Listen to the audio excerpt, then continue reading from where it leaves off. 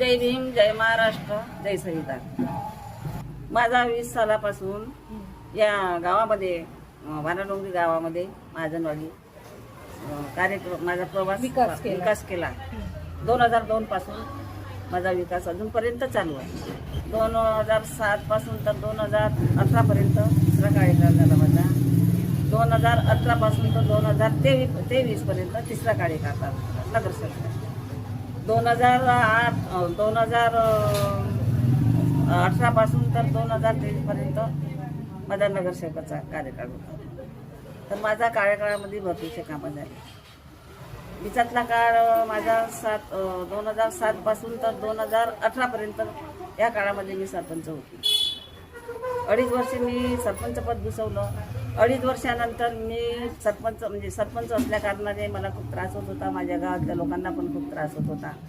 आणि माझ्याकडं आलेले लोक मला सहन नव्हतं होत.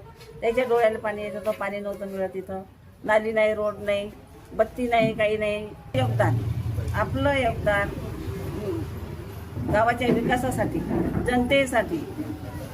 गावाच्या विकासासाठी, जनतेसाठी मी माझं 2.25 वर्षाचं योगदान दिलं.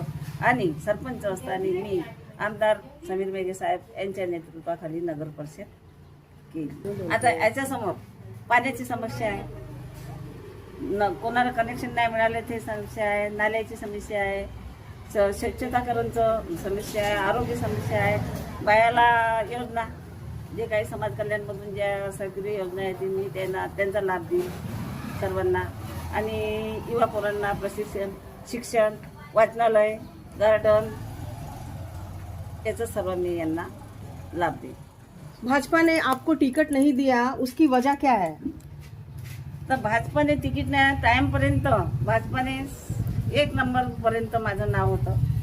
पहिल्या नंबरवर माझं नाव होतं. शेवटपर्यंत मला विश्वास होता, गाववाल्यांना विश्वास होता. का जसे आपलं आरक्षण झालं तसं गाववाल्यांचा आवाज झाला, वानाडोंगरीवाल्यांचा आवाज झाला की पाटीलबाईचा चेहरा त्यांच्या नजरेच्या समोर आला. पाटीलबाईचं हे आरक्षण आलेलं आहे, पाटीलबाईनं उभं राहावं. त्या आवाजामुळे मी सक्रिय झाली. आणि म्हणजे त्यांच्या आवाजामुळे तेव्हा याच्यामध्ये होती आमदार भाजपमध्ये. तर त्याच्यामुळे मी तयार झाली आणि माझा प्रचार पहिले 1 महिन्यापासून प्रचार चालू झाला. आधी 1 महिन्यापासून